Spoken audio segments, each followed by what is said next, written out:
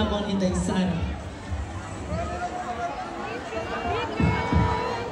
Okay, palakpak kay Inday Sara!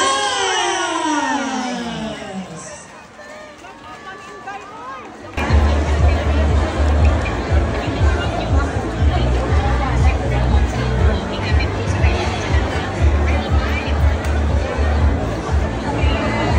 Okay, maraming salamat. Pinakamahal namin Vice Presidente Inday Sara Duterte.